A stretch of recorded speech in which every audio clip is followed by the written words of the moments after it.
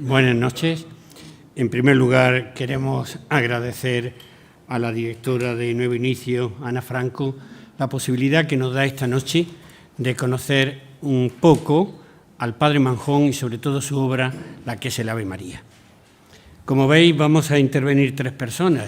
Yo espero que seamos todos breves y que entre 3/4 de hora, 1 hora como máximo, terminemos, porque si no la gente a esta hora ya empezamos a dormirnos todos, los de ahí y los de aquí. En primer lugar va a intervenir Andrés Palma. Él es profesor titular de la Facultad de Ciencias de la Educación. Siempre, durante toda su vida, su centro de investigación ha sido Manjón y el Ave María.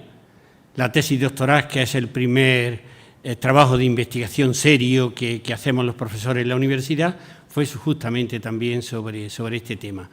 Tiene muchísimos artículos publicados, cantidad de libros también, y será un honor que veráis con mucho gusto, oiremos lo que él nos dice sobre el Padre Manjón. Después, a continuación, intervendré yo hablando sobre la dimensión social del Ave María. El Ave María no se puede entender sin la solidaridad, como no se puede entender sin la religión. Son 2 pilares que nos identifican totalmente, y cuando perdamos esto, estamos perdiendo nuestra identidad. Y perder la identidad es algo grave en cualquier sociedad, porque decir en teoría lo que es cuando en la práctica no se realiza. En tercer lugar, intervendrá Antonio, que es profesor titular de la Facultad de Ciencias de Biología. Su docencia universitaria se ha centrado en la biología y él nos va a hablar de la situación actual de lo que es la Escuela del Ave María. Con esta triple visión yo espero que disfrutemos todos esta tarde un rato, aprendamos algo más sobre Manjón y sobre todo aprendamos a quererlo y a valorarlo. Nada más, muchas gracias.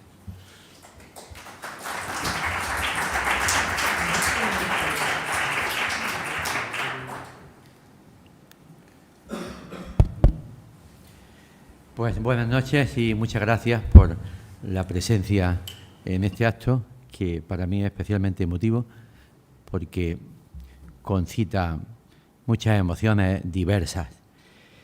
El título de mi intervención, Andrés Manjón, catedrático, canónigo y educador, pretende abordar la poliédrica figura de don Andrés. Como un prisma de muchas caras, la figura de don Andrés Manjón ofrece muchas perspectivas. Entonces, quizá la más conocida sea la de educador, pero también hay que poner énfasis en la de catedrático académico de la Universidad de Granada y la de canónigo de la Abadía del Sacromonte.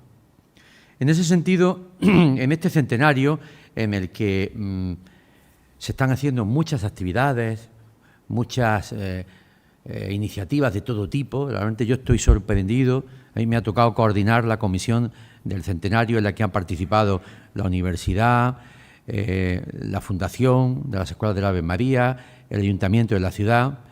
Estoy realmente sorprendido de la acogida y del eco que don Andrés Manjón, como realidad viva, sigue suscitando en la sociedad de Granada. Pero contraponer hoy esta triple faceta, académico, capitular de la abadía y educador, quizá sea algo más novedoso que no se suele hacer con frecuencia. Evidentemente, sobre la figura de don Andrés, desde un punto de vista biográfico, hay nada más y nada menos que 9 biografías. La más antigua es de 1926 y la más reciente se presentó hace pocos días en uno de sus aspectos, en su condición de canónigo, en la Abadía del Sacromonte por el anterior abad de todos conocidos, don Juan Sánchez Ocaña. O sea que son 9 obras biográficas, cada una subraya unos aspectos que es importante conocer para tener una visión en su conjunto de la obra de don Andrés. Las dos primeras, por orden cronológico, fueron elaboradas, la primera bajo el seudónimo de un maestro del Ave María, que fue pues su sobrino, don Pedro Manjón Lastra Senior. La segunda fue obra de don Ezequiel Solana, un pedagogo que trabajó en una escuela del Ave María de Ciudad Real durante bastantes años. La tercera fue la segunda edición de la biografía del 26, también de su sobrino, Pedro Manjón Lastra. La cuarta fue de otro autor desconocido actualmente, que se llamó, bueno, pues ahora no me acuerdo, se me ha ido el nombre. Era un inspector de educación de la zona de Castilla. Más adelante saldrá su nombre. La cuarta fue la biografía de don Ricardo Villarreal, de 1980. La siguiente, la biografía del cronista oficial de Burgos, don Valentín de la Cruz. A esta siguió en 1999 la breve biografía, muy actualizada, quizá de lo mejor que hay, que realizó don José Montero, la editorial Comades de Granada, y en 2006 otra editada en Madrid por la Fundación Munier por José Medina Ocaña. Y la última obra, como decía, tuvimos la satisfacción de presentarla el día 27 de octubre de la Abadía del Sacromonte, Andrés Manjón, capitular de la Abadía del Sacromonte. Pues bien, esta triple figura desarrolla su existencia entre el monte y la ciudad. Me parecía sugerente ofrecer estas dos imágenes en las que por una parte tenemos el claustro del Colegio Nuevo del Sacromonte y por otra parte el primer patio de la Facultad de Derecho, donde él desenvolvió durante casi 40 años su vida académica. Entre el monte y la ciudad, una vida muy peripatética, idas y venidas en sus jumentos, en sus jumentas, que fue fuente de muchas inspiraciones. Su gran amigo, Francisco Sánchez, que aprobó con él las aposiciones y fue abad del Sacromonte durante muchos años, fue su compañero de fatigas durante toda su trayectoria vital. Me gustaría comenzar dando algunos flashes para situar la figura de don Andrés. Aquí tenemos una carta que le escribió a Francisco Sánchez pocas semanas antes de morir. Me parece de una ternura, me parece de una hondura este texto. Aquí está el original, pero aquí les presento la transcripción. Mi buen amigo, al comparecer ante Dios te encomiendo 2 cosas, mi alma y mis escuelas. Sigue como hasta aquí, protegiendo las escuelas, y hazlo con la piadosa intención de socorrer a mi alma, y así harás con una sola obra 2 actos de caridad. Y si con tu ayuda y la gran misericordia de Dios logro escalar el cielo, desde allí te ayudaré a cruzar la tierra sin extravío y a arribar al puerto de la salvación. Hasta luego, que en el cielo nos veremos. Realmente esta carta apareció no hace tantos años, la descubrió precisamente don Juan Sánchez Ocaña y me parece muy indicativa de su personalidad. Presento a continuación el fragmento de 2 cartas que le dirigió un compañero de estudios de la época de oposiciones en Madrid, Juan Pedro Morales Alonso, que era catedrático de Derecho en Sevilla. Cuando don Andrés llega a Granada en 1880, llega como seglar célibe catedrático. Bueno, pues una de las cosas que vivió un joven catedrático en la Granada de las postrimerías del siglo XIX, pues fue establecer relaciones con una chica, y parece que esa experiencia se la cuenta a su buen amigo. No sabemos qué le decía don Andrés porque esa carta se ha perdido, pero sí sabemos qué le decía este catedrático. Mucho cuidadito, Andrés, con las granadinas, no sea te den a probar esas frutas de que hablas sin saborear los deliciosos dulces que ellas fabrican. No te vayas al bulto, sin ver detenidamente si te conviene y sin estar seguro de su cariño. Mira que en este país uno debe irse para casarse muy despacio. O sea que algo debió haber, pero aquello no debió acabar muy bien porque esta carta es del 11 de noviembre de 1880. Al año siguiente debió de darse un desengaño amoroso porque don Andrés se lo escribe y de nuevo tenemos la respuesta de su amigo. Querido Andrés, contestando a tu última, debo decirte que las palabras ni amo ni necesito amar no están bien en los labios de un canonista seglar y célibe. No amarás conforme, pero necesitas amar, a menos que Dios te llame a una vida más perfecta.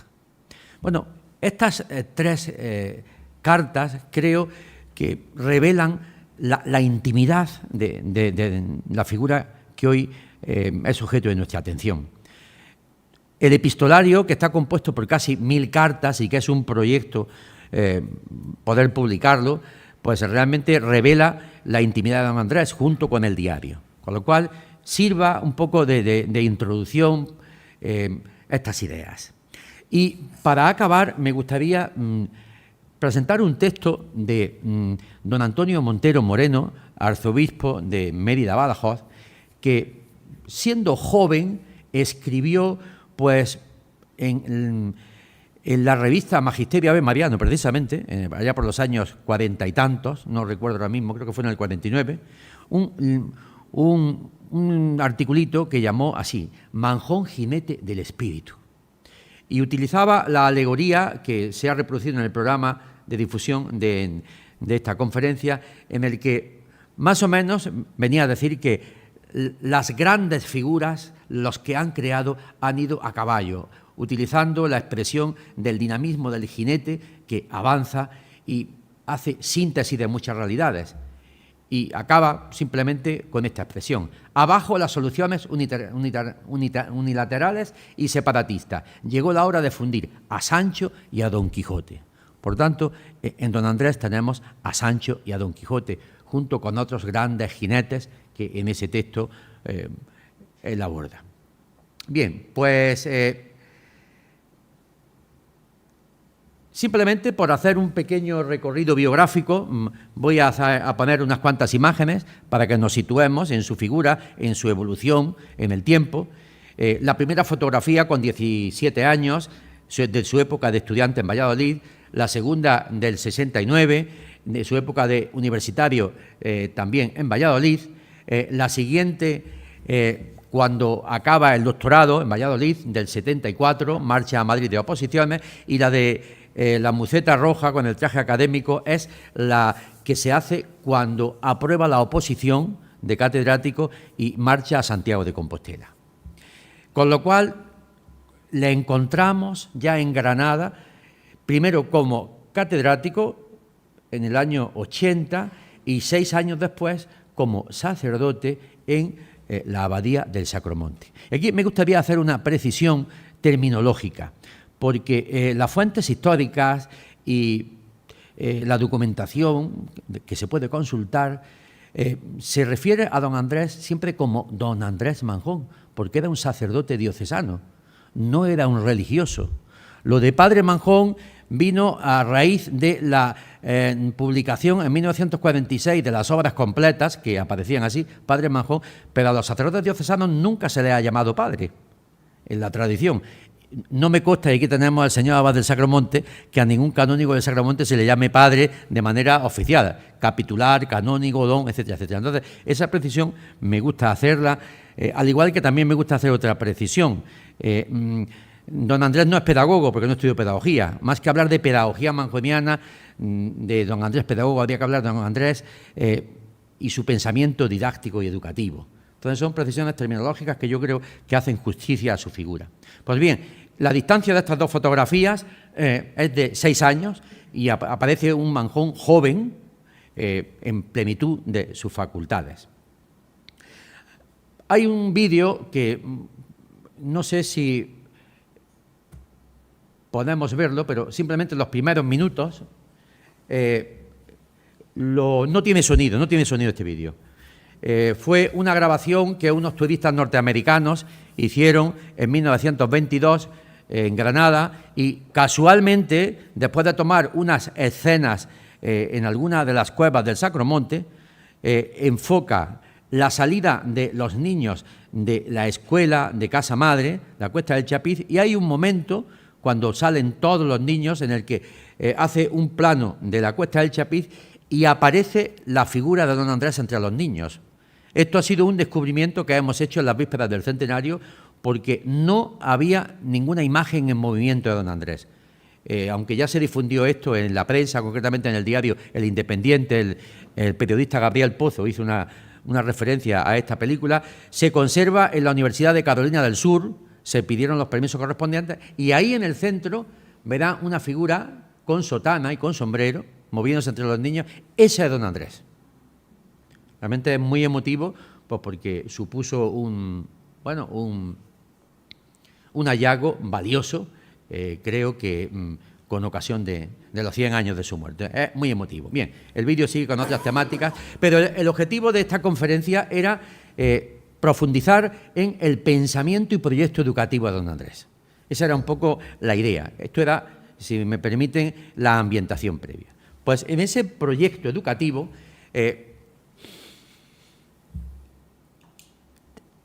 hemos de ser conscientes que no surge de la nada, surge de más de 380 publicaciones, 47 libros, 82 artículos en revistas, 489 cartas publicadas, porque hay otras 500 que están sin publicar, su testamento, el diario, 15 discursos, 7 memorias, 15 ensayos y como mínimo 162 artículos. Hay más. No he podido hacer una revisión completa en la hemeroteca de otro lugar de España.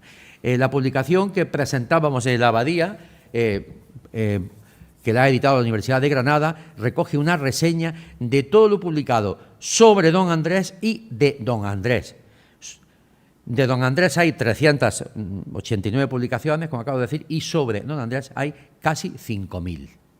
Este libro es de descarga gratuita en la página web de la Universidad de Granada y está a disposición de todos ustedes. Pues bien, sobre ese arsenal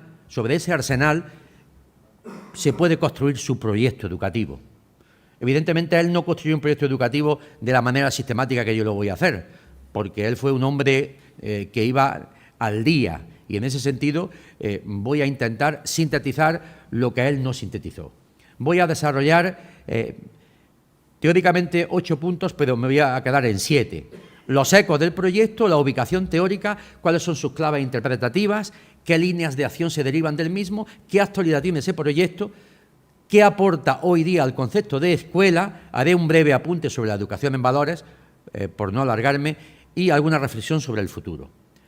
Los ecos que produce el proyecto de don Andrés Manjón a nivel local son impresionantes y a nivel nacional más todavía. Simplemente algunos ejemplos para situarnos. En Granada es reconocido como hijo adoptivo, predilecto, hijo adoptivo de la provincia de Burgos, candidato al Premio Nobel de la Paz en 1907, candidato al Príncipe de Asturias de la Concordia en 2005 y, por último, bandera de Andalucía, la trayectoria de la institución que recibió la Fundación el pasado mes de febrero. Calles, monumentos, bajorrelieves, centros educativos con su nombre, casi 50 en toda España, y las más de 5.000 publicaciones a las que he hecho referencia entonces. Las visitas es un capítulo muy importante. Son miles de personas las que pasan por Casa Madre. Simplemente aquí recuerdo una de las más relevantes. En el año 1904, el rey Alfonso XIII, con ocasión de su visita a Granada, hace un acto oficial en las escuelas. Calles dedicadas a su nombre, el mal llamado Paseo de los Tristes lleva el nombre de Padre Manjón desde 1921, aunque la placa no se puso hasta el 25. El busto se puso en el año 89, en el 90, con un año de retraso, para celebrar el centenario de las escuelas. Y aquí tenemos el proyecto de monumento que en 1924 pretendió hacer el Ayuntamiento de Granada y que, por falta de presupuesto, como siempre pasa en estas cosas, nunca se hizo. Este estaba previsto hacerlo en el Paseo Padre Manjón. Fue muy curioso porque don Andrés, que tuvo conocimiento del proyecto de ese monumento, con ocasión de la visita que los canónigos del Sacromonte hacen cada año al ayuntamiento, los comisarios, para preparar la fiesta de San Cecilio, pues se ve que en enero del año 23 los dos canónigos que les tocaba bajan al ayuntamiento y el alcalde le dice que han previsto hacer un monumento a don Andrés. Don Andrés se entera porque sus compañeros se lo dicen y realmente reacciona pues bastante mal, porque no está de acuerdo en absoluto. Es una carta larga que acaba con la siguiente expresión: concretémonos a erigir un monumento al niño en forma de escuela y dejemos a un lado los homenajes que siempre tienen algo de personal y vano, peligroso para el que lo recibe y dañoso para lo que representa y lleva entre manos. Y acaba: nada pues de reyes, porque habían pensado, en fin, invitar a todas las autoridades, nada pues de reyes, gobiernos, corporaciones, municipios ni pueblos. Quede todo eso archivado en el arca del 31 de enero y que el alcalde actual y el municipio, como los anteriores, no olviden a fin de mes a estas escuelas, la cuota que pagaban. Sea todo esto el monumento que agradecerá siempre su afectísimo amigo y hermano en Cristo, Andrés Manjón.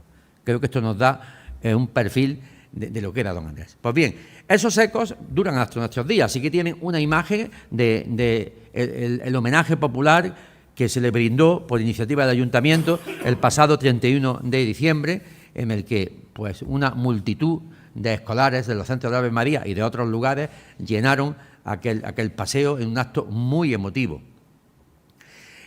Una ofrenda floral, en fin, distintas intervenciones.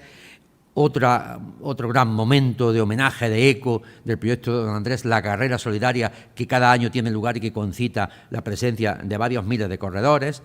En fin, y como no, reconocimientos también en su tierra natal, reconocimientos en Burgos, donde en 1909 recibe el título de hijo predilecto de la provincia de Burgos. Aquí tenemos la placa que hay en la fachada principal de la Diputación. En el año 73, el monumento que el Ayuntamiento le erige en uno de los paseos céntricos de la ciudad de Burgos, donde el pasado Puente del Corpus tuvimos la oportunidad de hacer un homenaje promovido por la Diputación de Burgos.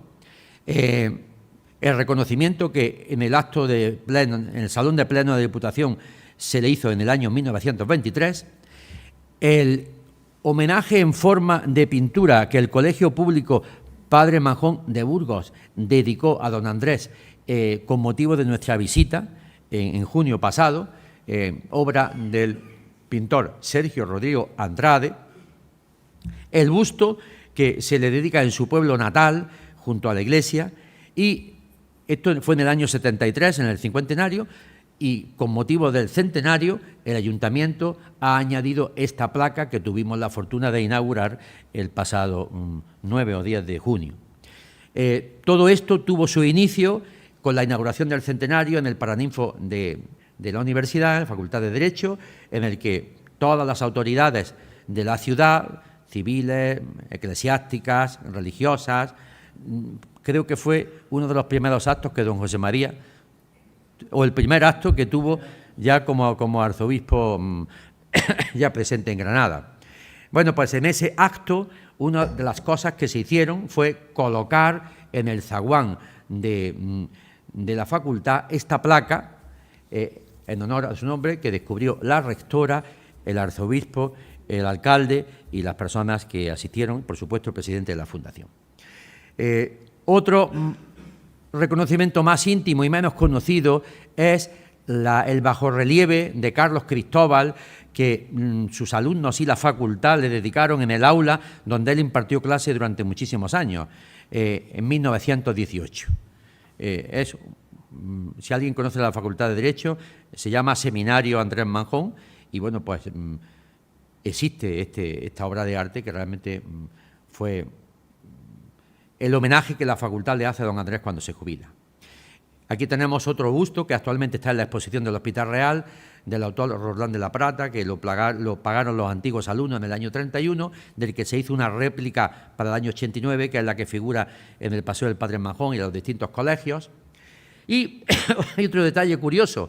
En el año 1929, cuando se está construyendo la Plaza de España, entre las figuras que se homenajean está la de don Andrés Manjón. Aquí está el medallón dedicado a su memoria, que, bueno, pues es muy significativo. Esto, no tanta gente tenía noticia de que allí está don Andrés homenajeado en la plaza de Sevilla. No está mal que los sevillanos homenajeen algo de Granada de vez en cuando. No está mal. Bien, y como decía al principio, la gran cantidad, 54 colegios llevan el nombre de Andrés Manjón o Ave María por toda España. Una cantidad de figuras impresionantes, desde Juan Facundo Riaño hasta don Agustín Escribano, pasando por el premio Nobel Ramón y Cajal, Miguel de Unamuno, Antonio Machado. Todos se hacen eco del proyecto de don Andrés, algunos escriben un texto muy célebre de don Miguel de Unamuno, que no voy a leer, otro texto muy célebre de don Antonio Machado, todo esto está publicado, y luego algunos poemas que especialmente me resultan entrañables, de Manuel Benítez Carrasco, un alumno de Casa Madre, poeta poco reconocido desde mi punto de vista en Granada, que escribe cosas como estas. Camino del Sacromonte, entre el monte y entre el río, don Andrés iba soñando escuelas donde los niños aprendan cantando brújulas y catecismos, gramáticas en imprenta y aritméticas en libros. No un Cid con peto y espada, no un Santiago hecho castigo, no un Quijote enajenado en Rocinante tullido. Para estas escuelas de Dios, gloria de la Ave María, bastó un Andrés viejo y niño montado en su borriquilla. Bueno, pues tiene algunas otras poesías, Manuel Benítez Carrasco, e incluso publicó, con motivo del centenario, la letra de un himno que finalmente no se le puso música, pero que también hay que reivindicarla. Pues bien, dicho todo esto, teóricamente, ¿cómo ubicamos el proyecto de don Andrés? Pues hay que ubicarlo en su entorno ideológico, en la dinámica que genera, en los procesos de discrepancia que asume y en la postura que adopta ante el debate existente en ese momento. Bien, desde un punto de vista ideológico, la ubicación es la siguiente. Todos coinciden en el diagnóstico. La situación educativa no está bien. En esto don Andrés coincide con la institución de enseñanza, con la escuela moderna de Ferrari Guardia, que surge del movimiento anarquista, pero los tratamientos son el punto de divergencia. Mientras unos entienden que tiene que ser una escuela que excluya toda dimensión trascendente, lo que se entendía entonces por escuela laica, que más que laica habría que llamarla laicista, y los que entienden como don Andrés que no tiene por qué excluir la dimensión religiosa. Pues bien, este planteamiento genera 3 líneas de conflicto en las que interviene activamente don Andrés. El primero, el tema de la libertad de enseñanza. Don Andrés es un gran defensor de la libertad de enseñanza. En el congreso en el que participa en 1902, su discurso sobre la libertad de enseñanza se difundió por toda España, se hicieron miles de ejemplares. El segundo tema por el que él apuesta es por la existencia de un confesionalismo escolar excluyente del laicismo. Y esto sería alguna de las cuestiones que sinceramente tendríamos que poner un poco entre paréntesis, porque claro, de don Andrés no lo podemos rescatar todo. Hay cosas que están un tanto superadas. No se puede imponer una escuela confesional, como él en algún momento pensó. Y el tercer punto de discusión es ¿a quién corresponde el sistema educativo? ¿Al Estado o a la iniciativa social? Y aquí también tomó una postura realmente muy clara. El debate en estas tres líneas generó actitudes cada vez más agresivas que acabaron en muchos casos en auténticas violencias verbales. Baste, por ejemplo, el debate que don Andrés tuvo nada más y nada menos que con el presidente del gobierno, con Canalejas. Ustedes se imaginan a don Antonio Almendro debatiendo con Pedro Sánchez en la prensa. Bueno, pues así fue.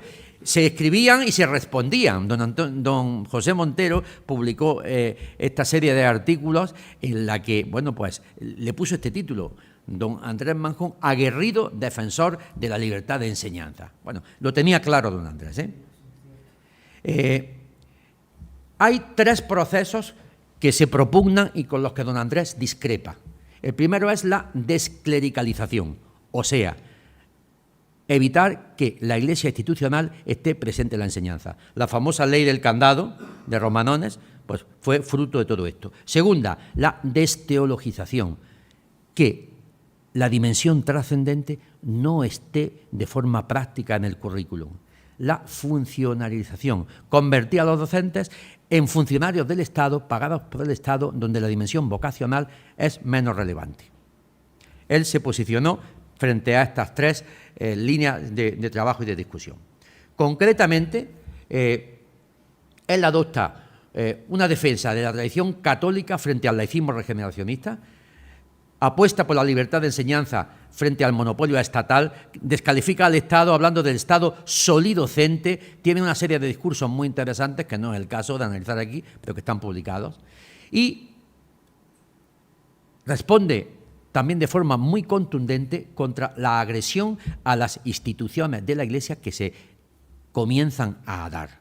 Concretamente, en la escuela moderna que propone en Barcelona Francisco Ferrer y Guardia, bueno, pues a partir de esa escuela anarquista tienen lugar algunos ataques a escuelas confesionales en Cataluña y él reacciona en la prensa con artículos muy virulentos denunciando esta situación.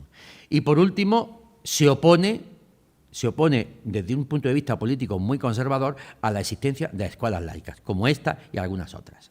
Bien, para entender su proyecto yo propongo 6 claves. Primero, don Andrés Manjón es nuevo, ¿por qué? ¿Porque hace cosas nuevas? Yo creo, y aquí siguiendo a don José Montero, que su originalidad está en que abre caminos. Mientras muchos hablan, dicen, debaten, hacen demagogia, don Andrés, permítame la expresión, se arremanga y empieza a trabajar. Segunda clave, sin ser único, crea alternativas propias que abren espacios al debate educativo. Tercera clave, su programa no surge de un despacho, de una teoría pedagógica. Él experimenta, él solo o con sus maestros, y a partir de ahí elabora consecuencias teóricas. La cuarta clave es que él responde a problemas ideológicos que surge y que define como amenazas para los creyentes. Por ejemplo, su reacción ante la escuela laicista que pretende una agresividad excluyendo totalmente lo religioso. Incluso, fíjense ustedes, tengo una publicación por ahí que se me ha olvidado traer cuando los padres de la Institución Libre de Enseñanza, concretamente Giner de los Ríos, publican la primera edición de las obras de Giner de los Ríos. Giner de los Ríos dice que la dimensión religiosa y trascendente tiene que estar presente en el sistema educativo. Curiosamente, en la Segunda República se hace la segunda edición de las obras de Giner de los Ríos y se censura ese capítulo. Eso está demostrado. Con lo cual, los seguidores de Ginés de los Ríos censuraron a su propio maestro, que era un hombre profundamente religioso, librepensador, no afincado a ninguna iglesia, pero un hombre profundamente religioso. Con lo cual, en esto coincidieron. Y él no está de acuerdo, evidentemente. Entronca con las tendencias filosóficas de la modernidad que, desde el idealismo filosófico, proponen una renovación de la enseñanza. Y la última clave para entender su pensamiento nos la dan sus propias palabras. Don Andrés, en pocas palabras, dice qué entiende que hay que hacer. Enseñar gratis, especialmente a los pobres. Otra clave, en la educación atended al corazón, que es lo que más vale.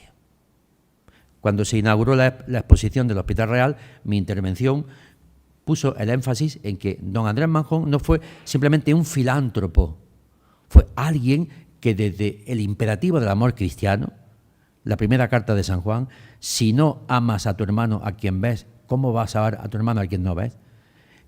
Él dijo cosas como estas: en la educación atended al corazón, porque maestro que no sepa amar no sabrá educar. Eso no lo dice un filántropo, eso lo dice una persona con una radical experiencia religiosa.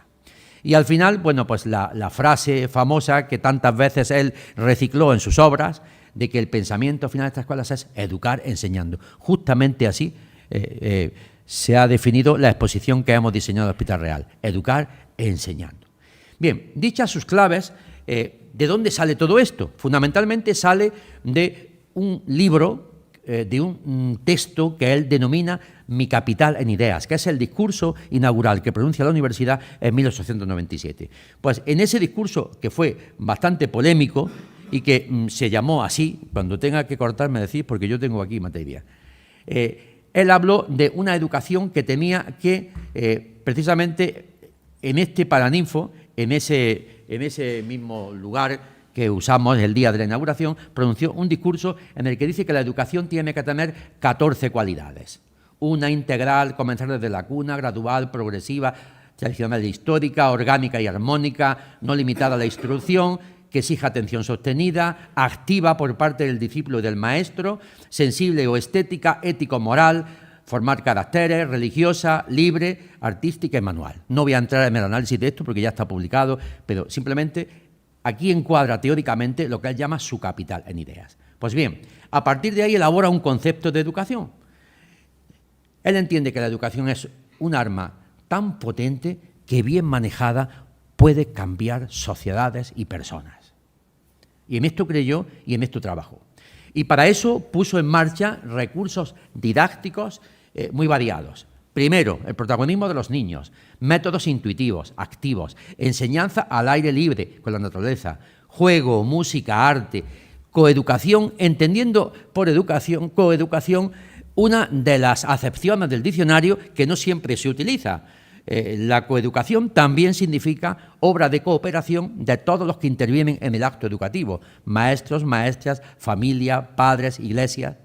Entonces, ese concepto de coeducación, que parece que de pronto ya no existe, es por el que él apuesta. Atención a los últimos y creatividad permanente. Estos son sus recursos didácticos. Aquí tenemos una frase muy entrañable en la que don Andrés habla del juego, diciendo que es fundamental en todas las etapas de la vida.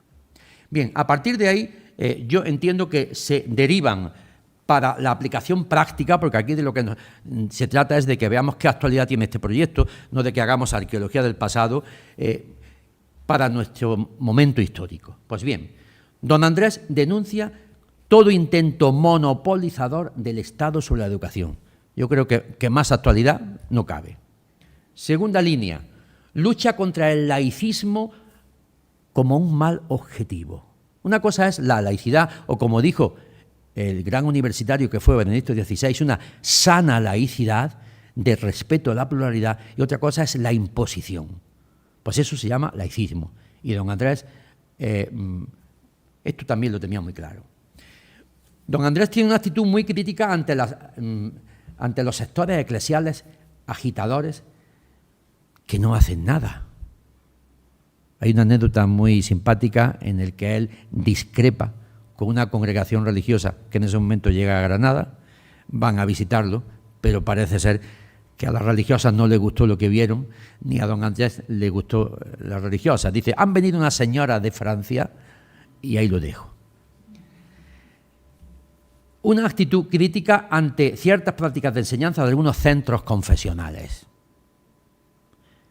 Y sería muy interesante qué dice y qué critica. Él tiene una rebeldía creadora, él apuesta por el pueblo, él entiende que los maestros que él quiere formar son maestros del pueblo y para el pueblo, que no deben estudiar magisterio para desclasarse y progresar socialmente. Él, cuando un maestro de sus escuelas se cansaba de la provisionalidad, de la dureza, se presentaba a la oposición y la aprobaba, siempre decía, otro que se va a comer de la olla grande del presupuesto. En mis escuelas no quiero ganapanes, que se vayan. Curioso. La sexta clave es que él apuesta por una democratización de la enseñanza entendida como atención a los sectores sociales abandonados por la Iglesia y por el Estado. Y la prueba es la Casa Madre, donde atiende a la mujer, fue pionero en la atención a la mujer de las clases desfavorecidas y atendió a niños solo por casualidad, porque ya la abadía tenía una escuela de niños, cuando las niñas aparecen con sus hermanitos pequeños es cuando él se plantea crear una escuela de párvulos, pero su primer objetivo fue el de la mujer. Igual que en su pueblo, en Sargentes de la Lora, en 1893, crea una escuela de niñas y una escuela de magisterio para niñas, porque él tenía mucho interés en formar mujeres que promocionaran a la mujer, porque las maestras que él conocía que estaban en los pueblos decía que eran aves de paso, que sacaban la plaza, estaban el tiempo y cuando podían volaban. Él no quería maestras aves de paso. Quería gente que se encarnara con la realidad. Por otra parte, don Andrés coincide con una corriente de renovación pedagógica que tiene el siguiente núcleo: lograr la plenitud humana. Por eso esa expresión de que educar es completar hombres no es una ocurrencia de don Andrés, está fundada en todo un proceso reflexivo del mundo educativo del momento. Es un educador social en sintonía con lo que hoy entendemos por educación social. Cree en el protagonismo histórico del pueblo. Piensen que en la puerta de Casa Madre colocó un letrero: todo para todos, que le dio total libertad de gestión a sus maestros y maestras, y que acabó creando un programa de maestros, de formación de maestros en 1905, porque las escuelas oficiales, la normal, no le servían para su proyecto. Bien, creo que estas 10 líneas tienen total actualidad. A mí, su proyecto, cuando reflexiono sobre su actualidad, me suscita algunos interrogantes. Si tuviéramos que hacer la síntesis de la síntesis, si tuviéramos que preguntarnos qué queda de lo que propuso don Andrés, qué actualidad ofrecen sus ideas, o qué interés ofrece esto en un momento en el que las medias verdades o la posverdad como realidad que predomina, al menos en ámbito universitario, porque ya no hay verdad, ya no hay objetividad, ya no hay neutralidad. Ahora la realidad es la posverdad. No tenemos tiempo de explicar qué es la posverdad, pero esta es la clave. Y tiene más que ver con el sentimiento que con la razón. Bien, pues como respuesta a estas preguntas hay una primera constatación. Lo que don Andrés hace es modélico, es paradigmático, porque lo hace. Mientras los demás se dedicaban a debatir, a generar conflicto y demagogia, él hace cosas. Y esto para mí es una de las grandes cuestiones que hay que valorar en don Andrés. Las intuiciones manjonianas hoy siguen siendo un reclamo para luchadores e inconformistas convencidos de que no basta con ilustrar, sino que hay que educar. Yo estoy todavía impactado de ver la acogida tan positiva que en toda la sociedad de Granada, de Burgos y de Asturias está teniendo la evocación de Manjón sin límites ideológicos.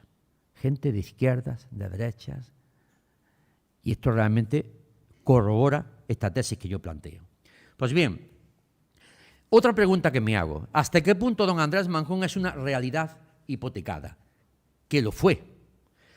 Primero, pues porque en 1936 desaparecen de manera traumática sus continuadores. Don Andrés, como buen jurista que era, en el testamento, meses antes de su muerte, establece una solución de emergencia para que su obra siga, que es la creación de un patronato. Pero un patronato entendido casi como un consejo de administración de una empresa, jurídicamente encajaba, porque la idea que él tenía en su cabeza no existía a nivel canónico. Entonces, o se era fraile, o se era monja, o se era cura, pero ni había institutos seculares, ni había movimientos que han surgido a raíz del Vaticano II, con lo cual su idea no había manera de plasmarla. Y él además tenía un desengaño muy grande porque su amigo Miguel Fenollera, que había querido fundar en Valencia un grupo de mujeres consagradas a la enseñanza, las religiosas marianas, acabaron haciendo las monjas, porque el derecho canónico les exigió. La idea de don Andrés no era esta. Él puso en marcha un patronato como solución provisional porque fue Medina Olmos, Diego Ventaja y don Segundo Arce a los que les encargó el desarrollo institucional de su obra. Y ese desarrollo está por abordar. Llevamos con una solución provisional 100 años. El patronato ha cumplido en el mes de julio 100 años. Esa estructura es provisional y yo estoy en condiciones de afirmar, según los estudios y la voluntad y mucha documentación que ha analizado, que esto don Andrés no lo pensó en esa estructura como algo definitivo. El desarrollo institucional lo encomendó a Medina Olmos. ¿Qué sucede? Que se llevan toda esa documentación al Palacio Episcopal de Guadix en julio del 36, incendian el Palacio Episcopal y desaparece todo.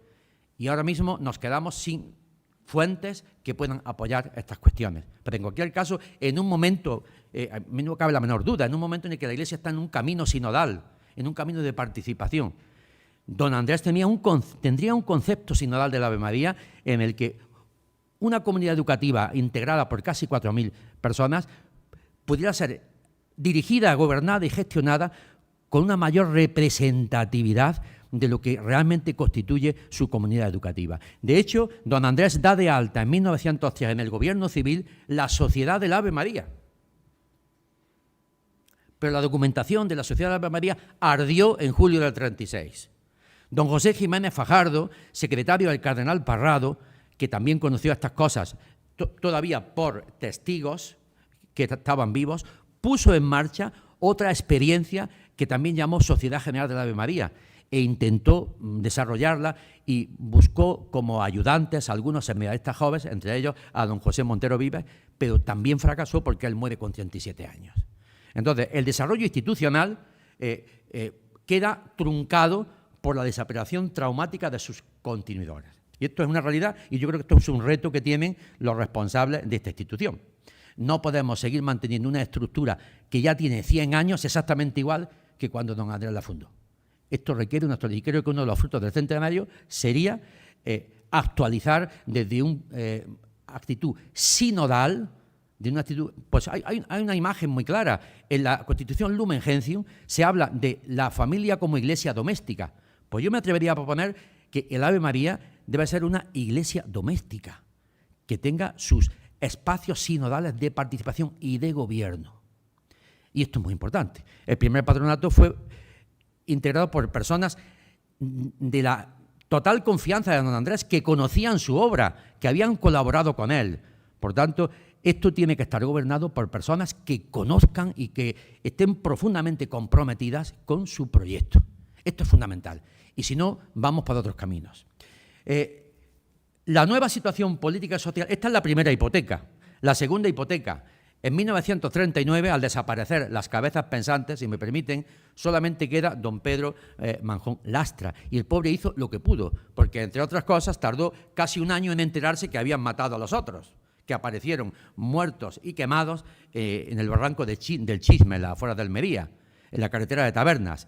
Bien, pues el primer ministro de Educación de la dictadura tiene la genial idea de suprimir la institución libre de enseñanza y poner en su lugar a Manjón y a su obra. Fue el peor servicio que se le pudo hacer a don Andrés Manjón. Porque todavía sigo yo teniendo polémicas con algunos profesores de historia de la educación, no diré de qué universidad, ni diré nombres, que siguen acusando a don Andrés Manjón de franquista. Pobrecito. Pero si no conoció ni la dictadura de Primo de Rivera. Por eso la dictadura, sinceramente, le hizo un flaco servicio. Se hizo con dinero del gobierno la edición de los 10 tomos, que fue desde un punto de vista historiográfico, fue un auténtico desastre. Entonces, es una de las cosas que hay pendientes. Y ya por si faltaba poco, se hace una película en 1946, Eusebio Adarvín, que era un falangista que quiso identificar a don Andrés como un líder de la línea de la falange. Cuando se produce la ruptura entre la parte franquista del gobierno y la falange, decapitan a la falange, y la película que ha dirigido un falangista ni se presenta por el ministerio y costó trabajo hasta pagarla. Con lo cual, esa imagen pues realmente fue también otra hipoteca, porque si hoy vemos tal cual la película Forja de Almas, hay críticas feroces contra su contenido. Hay una apropiación, por tanto, indebida de la figura de Manjón. Hay figuras que han liquidado esta hipoteca de alguna manera y se han hecho muchas cosas. Don Agustín Escribano, discípulo de don Andrés, director de la Escuela Normal, fusilado junto con su otro sobrino, Segundo Arce. Curioso, el director de la Normal, el director de la Escuela de Magisterio, los dos discípulos de Manjón, a uno lo fusila a un bando y al otro otro bando, con una diferencia de un mes. Curioso.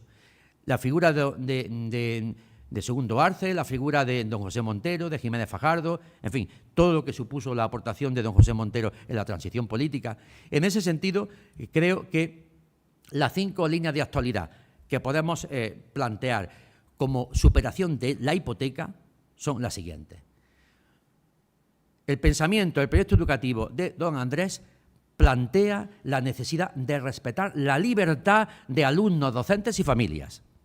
Segundo, la necesidad de preservar la espiritualidad del ser humano desde un concepto de educación integral.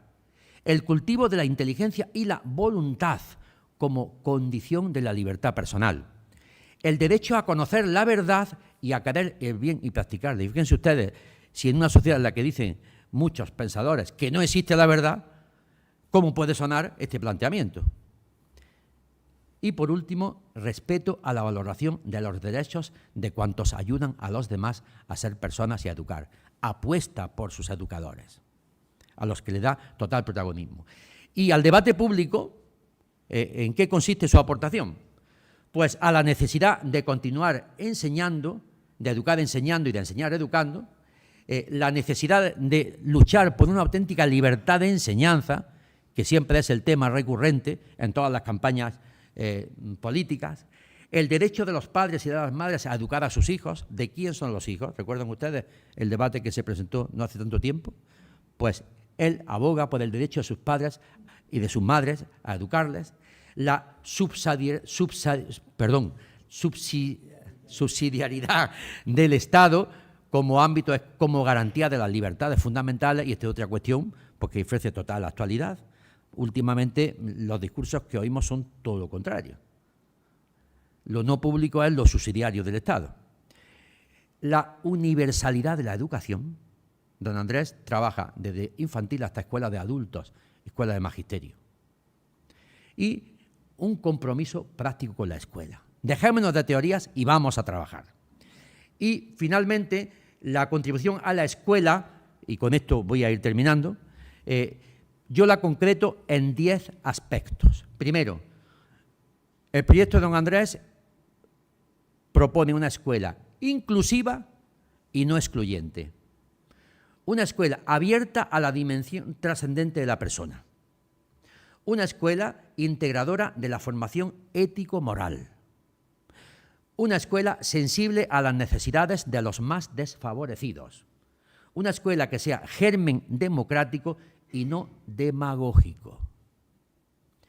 Una escuela que evite ser escenario de acciones políticas. ¿Y cuánto podríamos decir de esto? Una escuela que sea espacio de libertad y plataforma de educación cívica. Una escuela educadora desde el amor y respeto a la identidad nacional. Esto algunos sí han sabido hacerlo, pero más lejos de Andalucía. Nosotros hemos renunciado a esto. Una escuela que salva al pueblo por el pueblo y una esperanza para la sociedad y no un temor. Bien, y ya, como no quiero abusar de su paciencia, voy a acabar mi intervención poniendo un fragmento precisamente de la película forja de almas en el que podemos entender cómo don Andrés trabaja una cosa que entonces ni se hablaba de ella. El concepto de educación en valores es muy posterior. Bueno, pues fíjense ustedes cómo don Andrés trabaja en esta escena. ¿Ahí se oye? Sí. Aquí sí, pero allí no.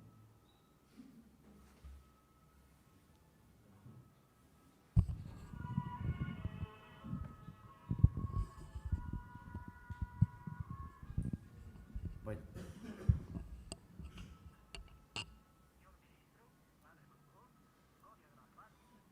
Ahí, bueno, exacto. Bueno, recrea la visita del ministro de la Gobernación a la escuela.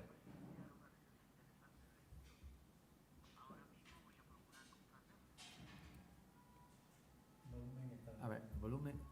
Dale al volumen arriba. Ahí.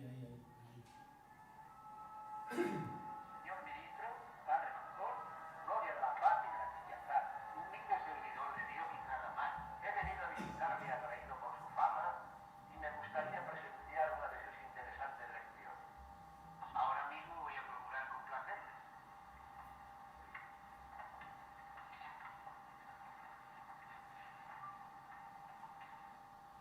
Oíd, niños, atended. Este caballero es el ministro de la Gobernación de España. Vive en Madrid, pero como él no puede atender directamente a todas las provincias, nombra gobernadores en cada capital. Supongamos que está vacante la plaza de Valencia. El que quiera ser gobernador de Valencia, que se dirija a su capital a tomar posesión cuando yo dé una palmada. ¿Listos? No, así no. Corriendo, atropellando y empujando no se va a ninguna parte. Porque la postura natural del hombre es la vertical. Y agachándose pierde su dignidad humana. Aunque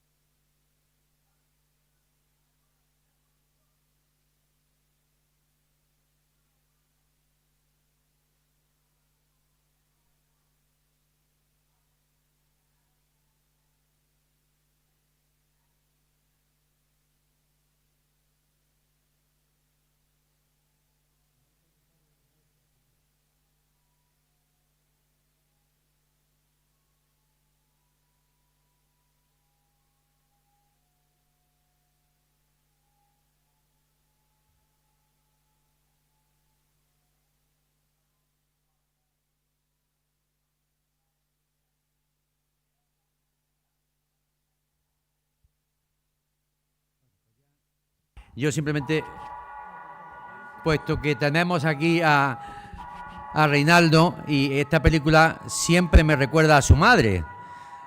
No sé si... Una de las niñas que aparece en esta película es la madre de Reinaldo. Creo que para él tiene especial emotividad esta película. Bien, pues como no me quiero alargar más, creo que ya he dado suficientes pistas. El tema de Majón tiene para estar aquí hasta mañana por la mañana, pero no es el caso. O sea, muchas gracias y perdón por mi paso de tiempo.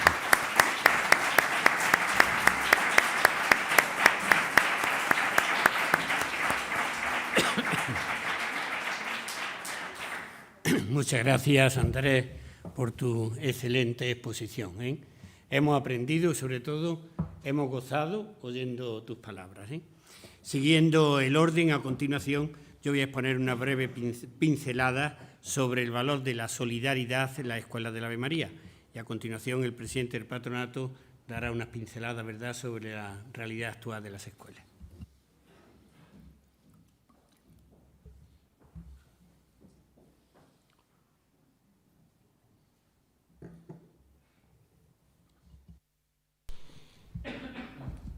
En la sociedad en la que vivimos, normalmente dominada por el materialismo y el hedonismo, hablar de solidaridad es lo mismo que hablar de gratuidad. de amar a los demás desinteresadamente. Es luchar hoy contra corriente. No obstante, hay muchos voluntarios, también en el Ave María, lógicamente, generalmente jóvenes, que conscientes de la necesidad y de la alegría de hacer el bien, se dedican justamente luchando contra corriente a ayudar a los demás. Unas veces lo hacen por altruismo, como ya se ha dicho antes también, no es el caso nuestro. Generalmente, en nuestro caso, se hace evidentemente por fe, porque quien no ama a su prójimo, a quien ve, como se ha citado anteriormente a Santiago, no ama evidentemente a Dios a quien no ve. Esta necesidad de hacer el bien crea una gratificación grande en cada uno de nosotros. Fijaos que siempre lo espiritual nos aporta un mayor gozo que lo material. Más que la Nochebuena, lo que comemos es con quién comemos. Y si os fijáis, cuando los jóvenes dicen de ir de excursión, no dicen qué vamos a comer, sino quién va. La relación humana es algo que nos crea a nosotros, como digo, un mayor grado de felicidad. Ya Séneca, en el siglo IV antes de Jesucristo, nos dejó constancia de esta alegría de hacer el bien, cómo nos reporta un mayor grado de felicidad. Decía exactamente, dice, al obrar la justicia, la mejor parte de ella vuelve a nosotros. Todos en absoluto, al favorecer al otro, nos favorecemos a sí mismos.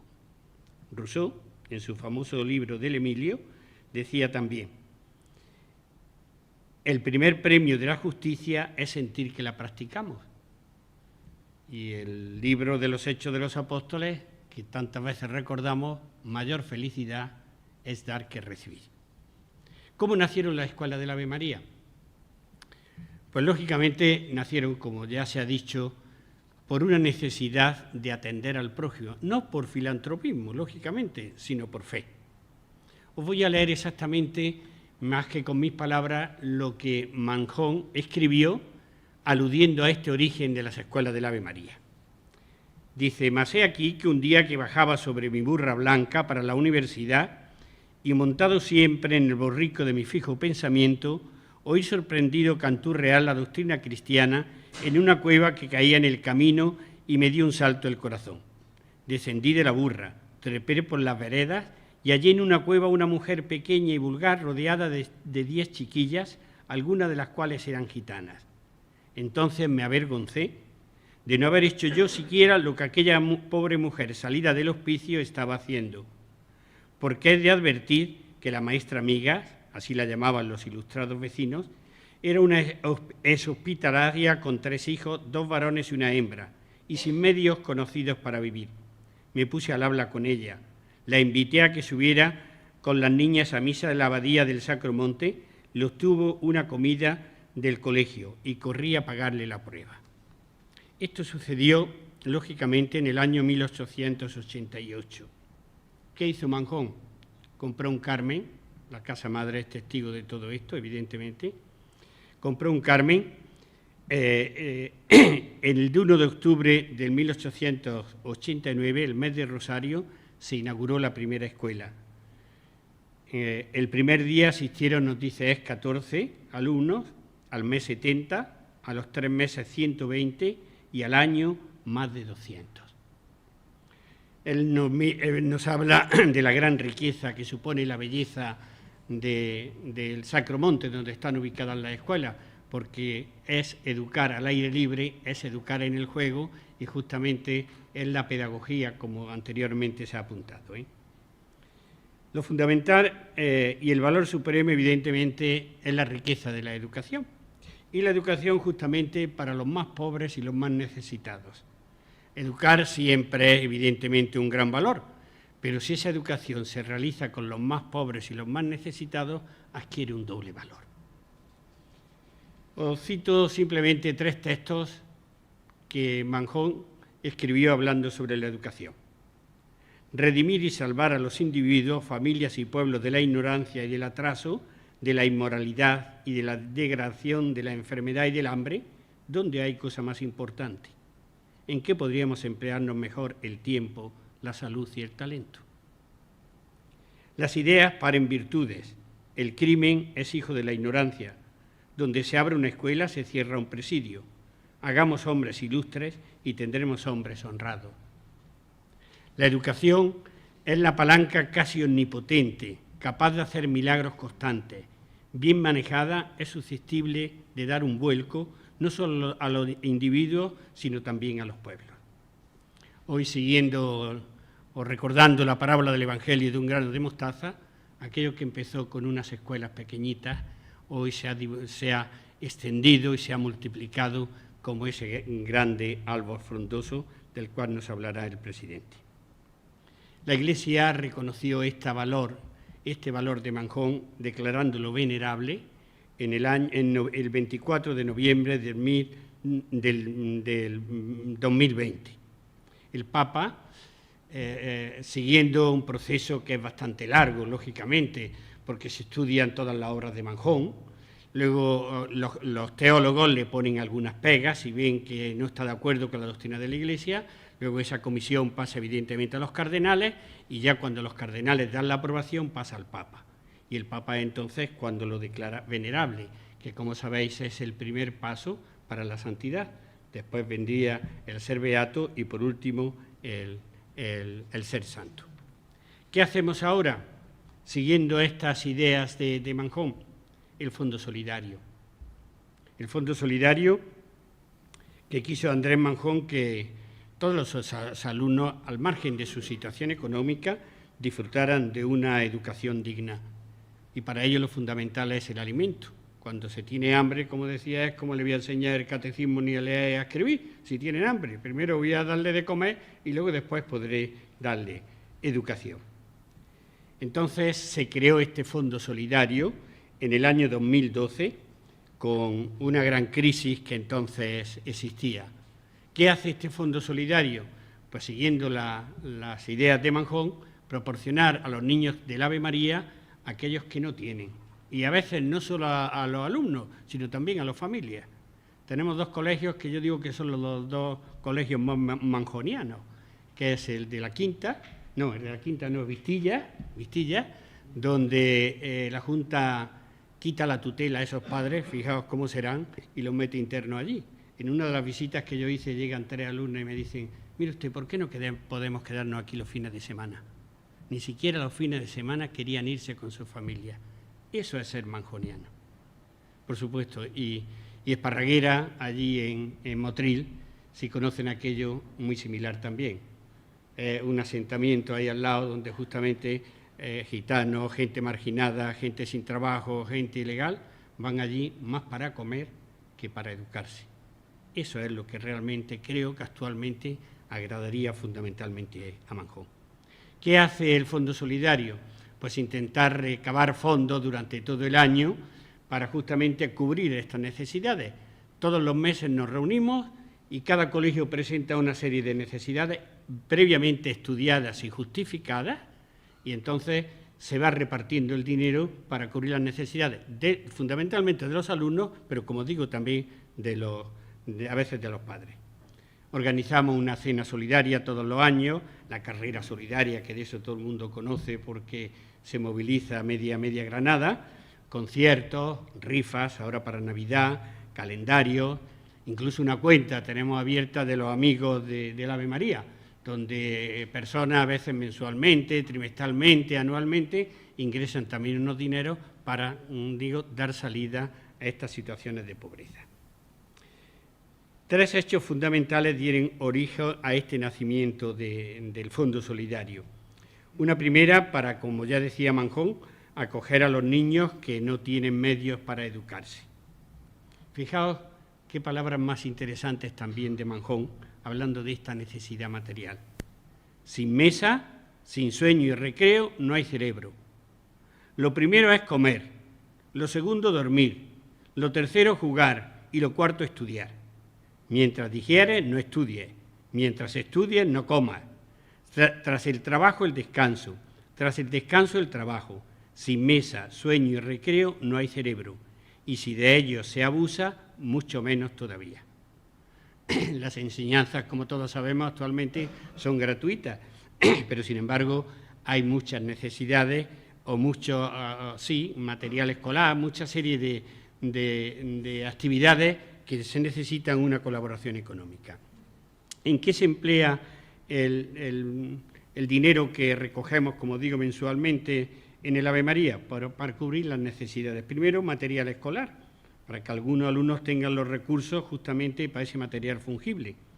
La alimentación, hay que ayudar, como digo, no solo a muchos niños, sino también a las familias realmente a que puedan comer. Ropero, la ayuda que damos también de ropa, uniformes y otra serie de un almacén que tenemos con ropa, donde allí se llevan evidentemente lo que no necesitan y los que necesitan van allí a recuperar lógicamente lo que es necesario. El apoyo económico también, las salidas cuando hay una excursión, cuando hay colonias, que hay que aportar una cantidad, evidentemente hay familias que no tienen del Fondo Solidario y de estas actividades que organizamos sale este dinero para ayudar justamente a estas necesidades.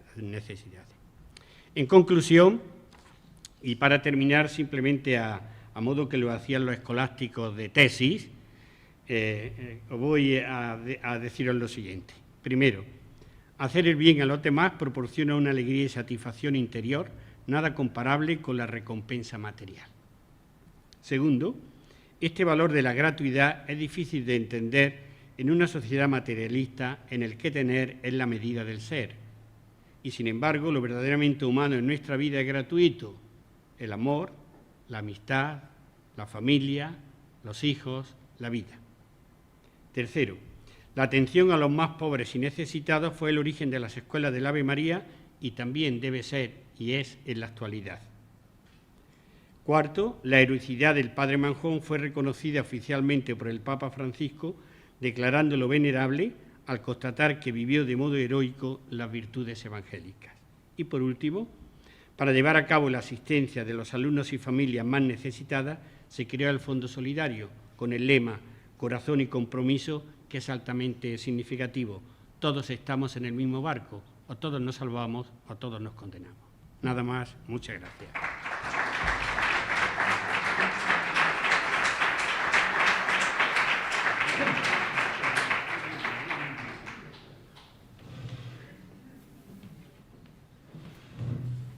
Buenas tardes, voy a intentar ser lo más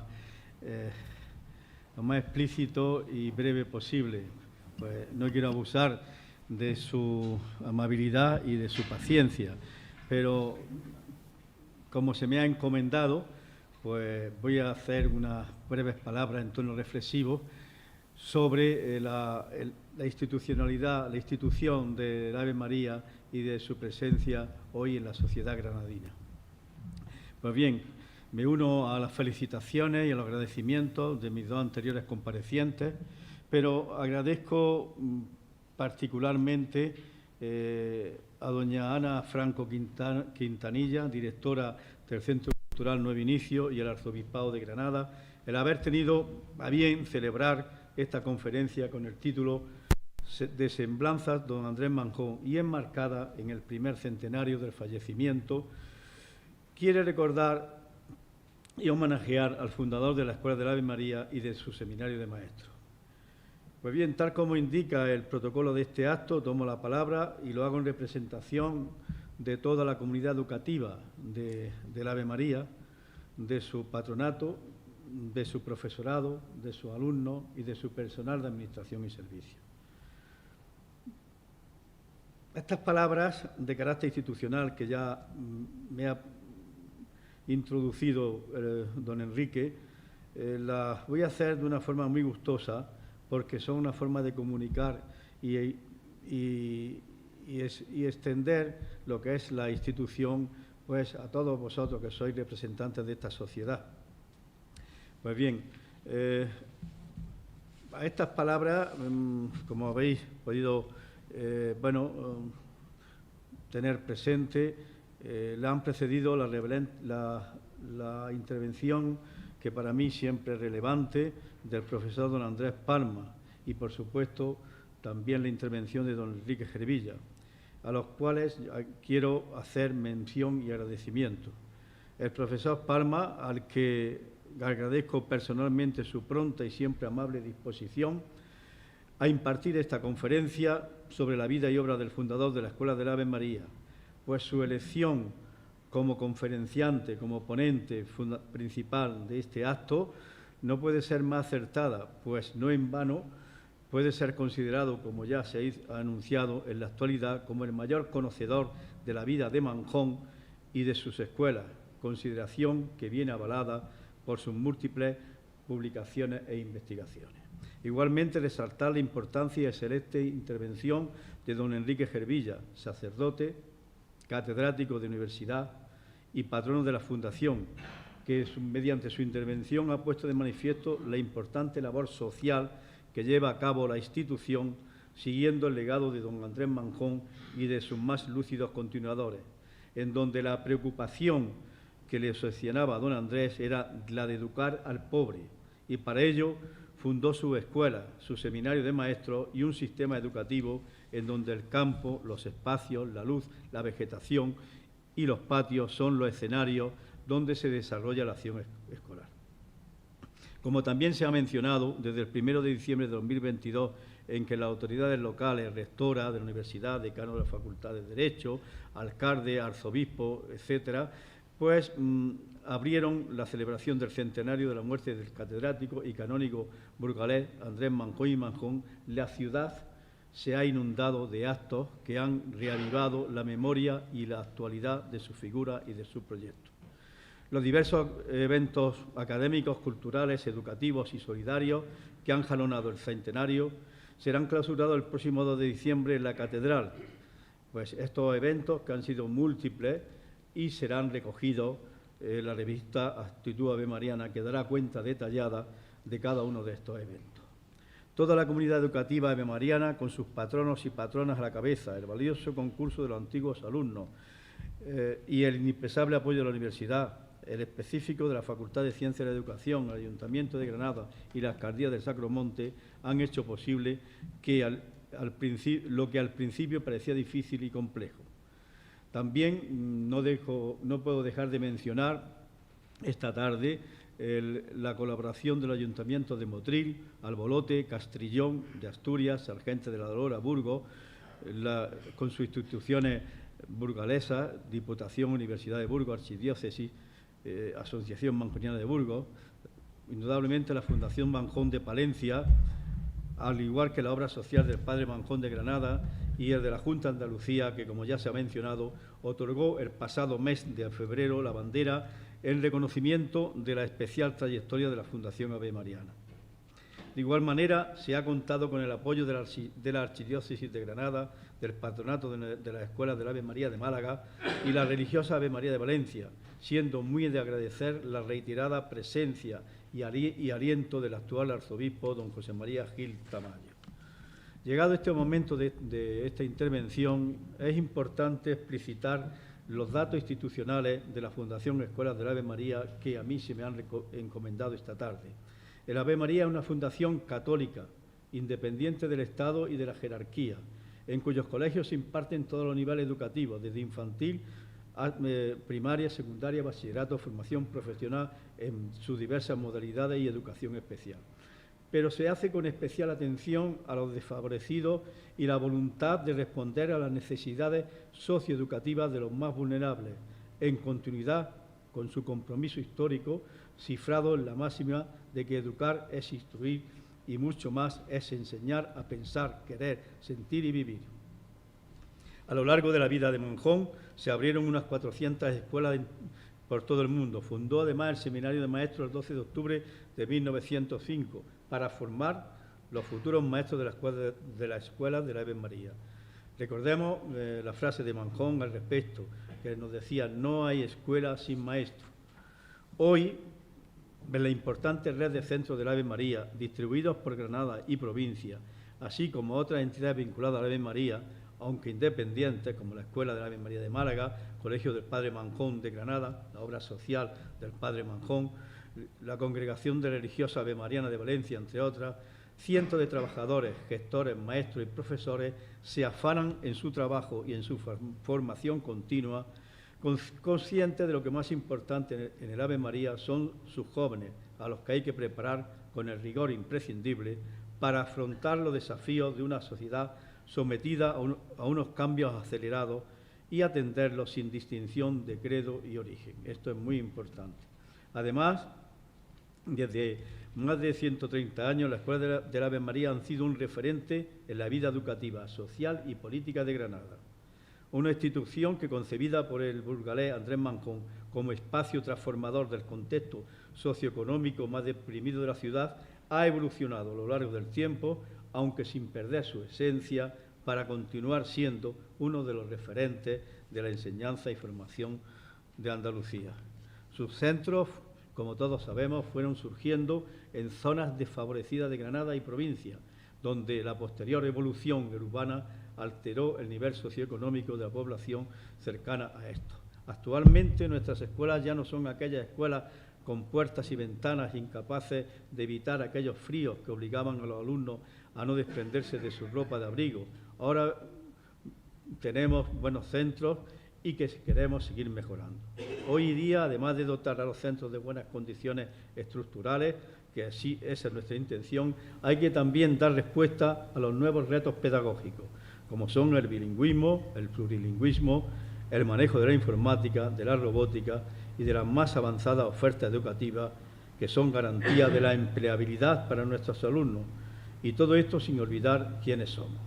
En la actualidad, las escuelas del Ave María en Granada están constituidas por una red de 9 centros educativos, un internado y la Escuela Hogar de Vistilla de Los Ángeles.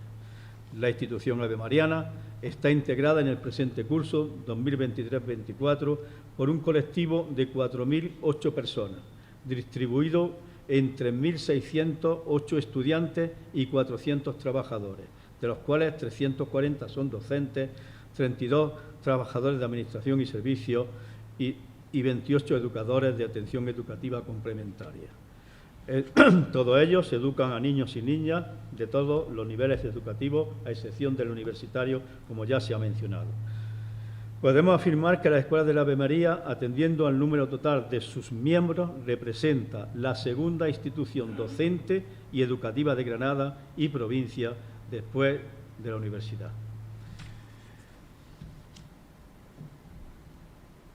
Además de esta acción educativa, con una pedagogía didáctica propia, ya nos ha comentado don Enrique pues la importancia de su labor social y, por supuesto, yo no me voy a repetir. Quiero, de alguna forma, terminar esta intervención que, como prometí, quería ser, bueno, pues lo más escueta posible, pero la necesidad que hay que decir, pues ha de hacerse. Decir que la relación de Manjón con Granada a través del Ave María es una historia fraternal. En esta ciudad se fundaron las primeras escuelas y no se entiende la sociedad granadina sin la participación del Ave María. Tanto es así que es realmente complicado encontrar una familia granadina en la que ninguno de sus miembros haya pasado por las aulas de nuestros colegios en alguna de las etapas educativas.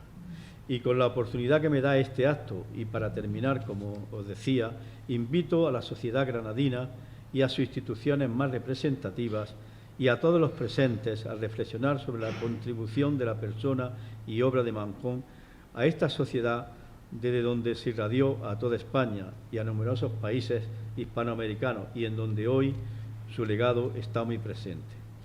Y para concluir ya definitivamente, me invito y os invito a todos a seguir trabajando y colaborando en esta noble tarea de educar enseñando.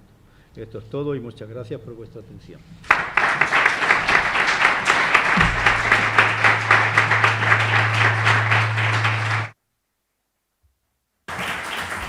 Antes de marcharnos, dos ideas.